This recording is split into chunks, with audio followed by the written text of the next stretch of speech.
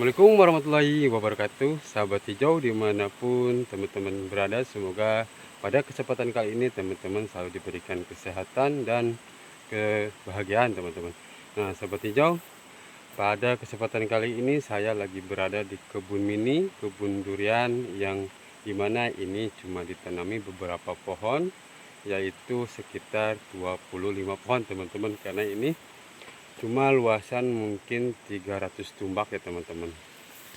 Nah di sini kita lagi ngecek perkembangan tanaman durian kita, yang dimana ini udah hampir 1 bulan saya tidak ke kebun mini ini teman-teman, karena banyak kesibukan yang menuntut saya tidak bisa datang ke kebun ini. Nah pada kesempatan kali ini saya menyempatkan diri teman-teman melihat kebun durian mini ini teman-teman. Nah seperti jauh, pada kesempatan kali ini juga saya akan sedikit berbagi pengalaman teman-teman, karena teman-teman kebun saya yang satu ini jujur saja untuk lokasinya itu bertekstur tanah liat teman-teman, tapi alhamdulillah sekali dengan pelakuan atau treatment khusus yang saya lakukan untuk penanaman durian di kebun tanah liat ini, alhamdulillah lumayan berhasil teman-teman, karena pertumbuhannya pun ini lumayan cukup cepat teman-teman. Nah kita juga bisa lihat teman-teman, ini jenis durian musangking, daunnya juga teman-teman lebar-lebar hijau pekat teman-teman. Tapi di sini kita bisa lihat ini ada serangan kutu loncat teman-teman. Nah sahabat hijau, pada kesempatan kali ini juga saya sekalian ke kebun, saya juga ada jadwal pemupukan sama penyemprotan teman-teman. Ini daunnya sangat luar biasa, alhamdulillah sehat teman-teman, hijau pekat ini. Nah sahabat hijau, sedikit pengalaman ya teman-teman. Ini di kebun saya yang satu ini adalah jenis tanahnya itu tanah liat teman-teman. Kalau di sini itu disebut tanah porang teman-teman.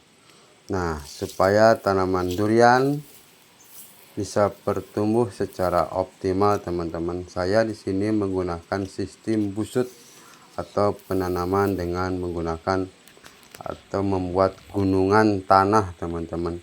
Terus si media tanah itu kita campur menggunakan sekam bakar dan sekam mentah teman-teman. Terus ditambah juga jerami yang udah menjadi pupuk.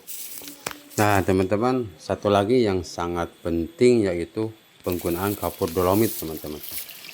Karena yang harus kita ketahui teman-teman, ketika kita memiliki lahan yang bertekstur tanah liat atau tanah porang, kita harus ketahui teman-teman, karena tanah porang itu memiliki keasaman yang tinggi teman-teman.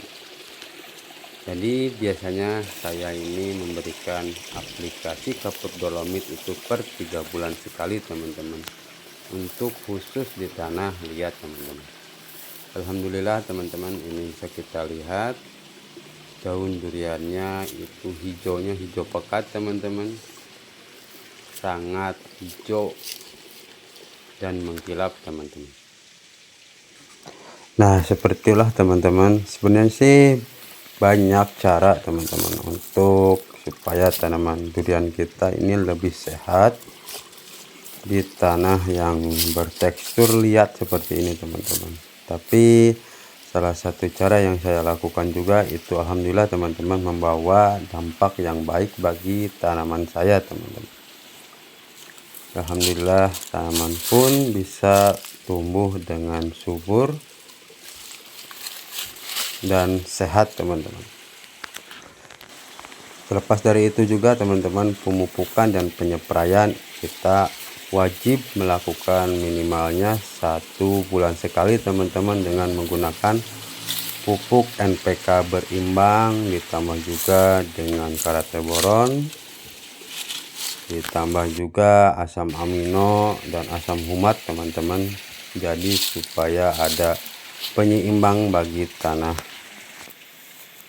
dan si tanah pun tidak jenuh teman-teman, menjadi lebih sehat dan lebih subur teman-teman ketika kita aplikasikan asam humat dan asam amino teman-teman.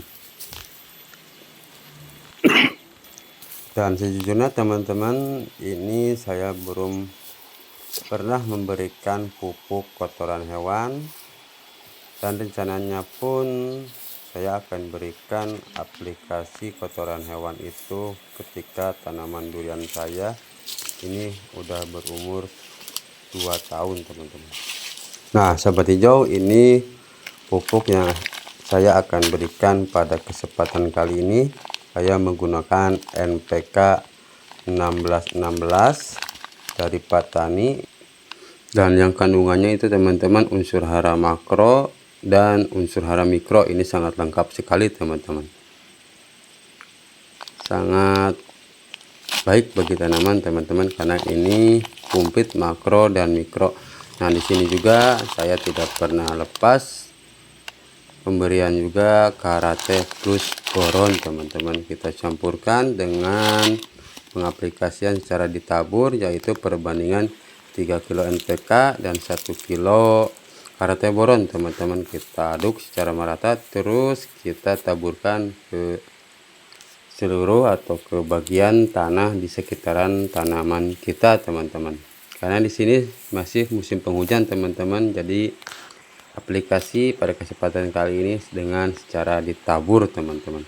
Nah di sini juga sekalian pemupukan, saya juga melakukan penyepraian dengan menggunakan insektisida yaitu Rijotin, karena untuk pengendalian hama belalang dan kutu teman-teman. Dan di sini juga saya akan memberikan fungisida Antrakol plus zinc teman-teman, yang dimana kita ketahui zinc itu sangat bermanfaat dan sangat baik bagi tanaman teman-teman. Nah juga di sini kita menambahkan Gandasil daun teman-teman. Ini pupuk yang sangat baik dan bagus untuk pertumbuhan daun teman-teman. Nah untuk zat hijau saya menggunakan magnesium sulfat teman-teman, ini supaya si daunnya lebih hijau teman-teman. Jadi magnesium sulfat itu juga penting teman-teman. Jadi ketika tanaman durian kita daunnya hijau, itu juga akan memaksimalkan yang namanya fotosintesis. Jadi ketika fotosintesis maksimal, otomatis teman-teman dia akan lebih optimal untuk menyerap unsur hara teman-teman. Jadi otomatis si pertumbuhannya juga akan lebih cepat dan lebih subur teman-teman. Nah sahabat hijau, pada kesempatan kali ini cukup sekian. Semoga ini sedikit membantu dan sedikit bermanfaat. Salam dari petani durian Subang, salam dari petani durian Nusantara. Semoga kita selalu diberikan kesemangatan untuk tetap menghijaukan bumi ini teman-teman. Assalamualaikum warahmatullahi wabarakatuh.